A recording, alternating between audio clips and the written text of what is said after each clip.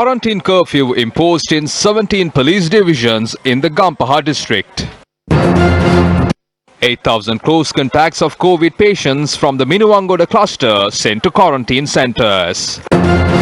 Minister of Education says decision on advanced level examinations will be made at 2 p.m. today. Joe Biden says scheduled debate with Donald Trump should not take place if Trump is still infected with COVID-19.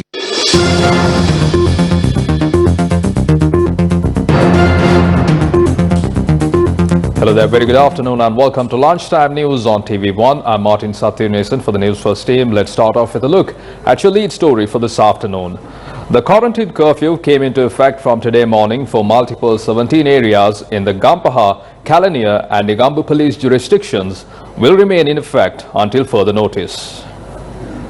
Accordingly, quarantine curfew has been imposed to Gampaha, Ganemulla, Kirindivala, Dompe, Malwatu Hiripitiya, Mirigama, Nittambuwa, Pugoda, Veyangoda, Minuwangoda, Veeragula, Valivaria, Pallevela and Yakkala police divisions attached to the Gampaha police jurisdiction areas. In addition to this, the police curfew is in effect in the Jayala and Kandana police divisions attached to the Kalaniya police jurisdiction areas, while Divulapitiya police division attached to the Negombo police jurisdiction will be under curfew. The public are required to stay indoors during the time where the quarantine curfew is in effect, while entering and exiting the relevant areas are strictly prohibited. Long distance buses can pass the relevant areas. However, boarding or dropping passengers are prohibited. The police headquarters said trains also will be prohibited from stopping in the areas where the curfew is in effect. The army said a large number of people attached to the Minuwangoda apparel factory failed to volunteer to be moved to a hospital for treatment or to be moved to a quarantine facility.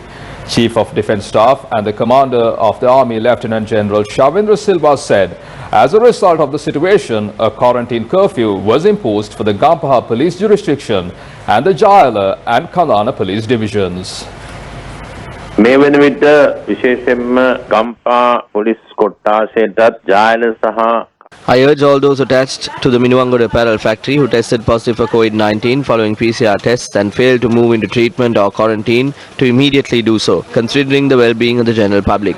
All those who tested positive for COVID-19 following PCR tests must be hospitalized. All others must be placed in a quarantine facility operated by the army. The Jayal and Kandana police divisions were also declared as no-go zones, as certain individuals attached to the apparel factory are residing in those areas, and because certain family members of infected individuals are employed in those areas. All other areas in the country cannot be declared as completely secure or safe, as several apparel workers were living in the other areas. Other parts of the country can only be declared safe if COVID-19 cases are not reported from those areas within the next 2 weeks, and I urge the general public to comply with the health guidelines. The repatriation of Sri Lankans will be likely postponed. 10 people confirmed to have infected the COVID-19 virus were among those who were repatriated. 8,000 people from the Minuwangoda apparel factory cluster were moved into quarantine yesterday. Contact tracing of COVID-19 cases detected is currently underway. Around 4,000 people from the Minuwangoda apparel factory cluster have been placed in self-quarantine and their status is being monitored. The number of corona patients being treated in the hospitals in the country has increased to 973. 739 infected patients were found yesterday. According to the Government Information Department, this total includes 729 patients from the Divulapitiya cluster and 10 patients from overseas. Meanwhile, the number of corona-infected workers at the Minuwangoda apparel factory has risen to 832. Last night, 124 workers were diagnosed with corona. The total COVID-19 patient count so far in Sri Lanka stands at 4,252, from which 13 people have died due to the infection and 3,266 patients have been recovered. To bring you the current situation in the areas where the quarantine curfew has been imposed, News First contacted DIG Attorney at Law Ajit Rohana. මේ වන විට ගම්පහ දිස්ත්‍රික්කයේ police බල ප්‍රදේශ 17ක් ආශ්‍රිතව නිරෝධ. At present, quarantine curfew is in effect in 17 police divisions in the Gampaha district. We are requesting the public to respect the quarantine curfew and obey instructions. Especially, we had to say there were incidents of disobeying the instructions provided by the police and PHI officers. We will strictly enforce the law in this regard. Also, we will take action against those who break the quarantine curfew. So far, we have arrested 64 people. We are requesting the employees of Brandix, if you have not been informed yet, the police or PHI will provide quarantine instructions and kindly obey the instructions and act accordingly. Also, the law will be imposed against anyone trying to conceal information on symptoms or anyone who does not follow these instructions. මේ රෝග ලක්ෂණ තියෙන අය සංගවගෙන ඉන්නවා නම් එයාට විරුද්ධව ඉතා දැඩිව නීතිය ක්‍රියාත්මක කරනු ලබනවා. The Department of Government Information says health guidelines and how operations should be conducted at the courts have been issued to all the courts through the Judicial Services Commission. The Government Information Department said Judicial Service Commission has already instructed the relevant courts to grant another date for the relevant dates in the areas where the curfew is in effect and to display the same on the notice boards in the respective court premises. Accordingly, once the curfew is lifted, relevant individuals can visit the relevant court premises by following health guidelines and obtain the date of recall of the cases. Meanwhile, Minister of Education GLPD said the decision with regard to the GCE Advanced Level Examination and the Grade 5 Scholarship Examination will be made this afternoon. Minister K. Rambukwala stated that no decision has been taken to postpone the scholarship and GCE advanced level examinations. The Department of Immigration and Immigration in Narayanpeta and Department of Motor Traffic in Verahara will not be open for public on today, tomorrow and the day after. The Department of Immigration and Immigration says public will not be allowed to the main officers and divisional officers of the Department of Immigration and Immigration.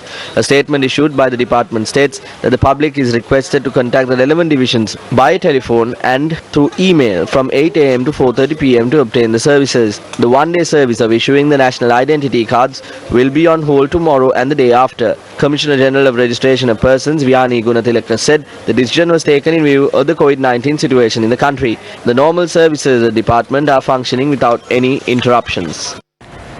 A special media briefing was convened at the Ministry of Health today. Still that there is a risk of community transmission to happen, but still that we don't see a community transmission because all these cases are linked to Minuangoda cluster. So this is a big cluster. But the big cluster, but these clusters, some parts of this cluster are in some other districts. So because of that, there could be a leak in of the cases into the society is very high. So with that, we may experience community transmission if we don't take proactive actions and control this.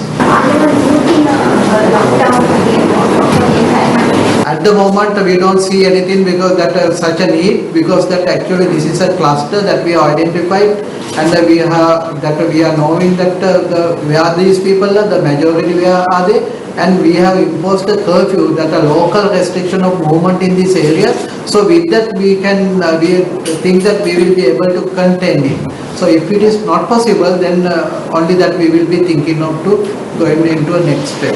Yeah, how many times do you test them here? I mean, at the initially we do that. If they develop any symptoms, that we will be repeating it, and if then at the end of the contract period we will be doing again. BPK Gunasekara has been appointed as the General Manager of the Bank of Ceylon. BPK Gunasekara assumed duties yesterday as the 21st General Manager of the Bank of Ceylon. Officials of the Bank of Ceylon administration were also present at the occasion, and the newly appointed General Manager said that he will commit to serving people during his tenure.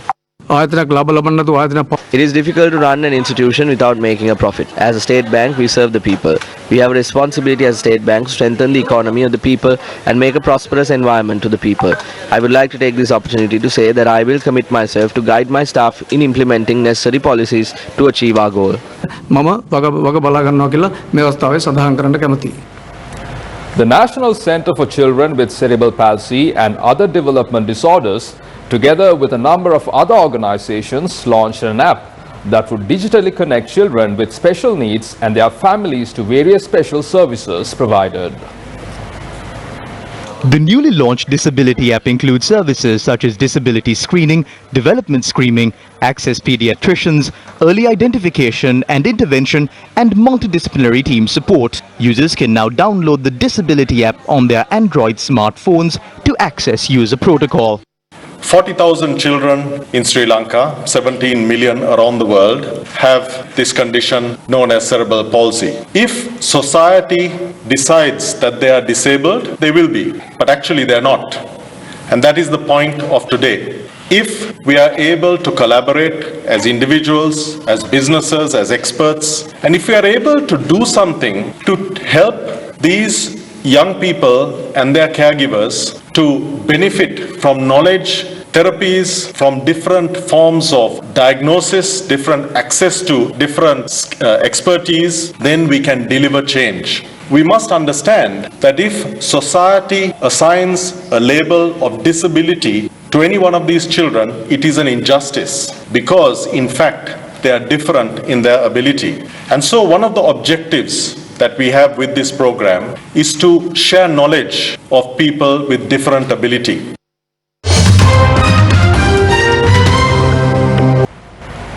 From that, we bring to a close this edition of Lunchtime News on TV1. For details of these stories and much more, simply log on to our website www.newsfirst.lk. For the Newsfirst team, I'm Martin Sathinesan along with producer Hajira Mohit. Take care and stay safe.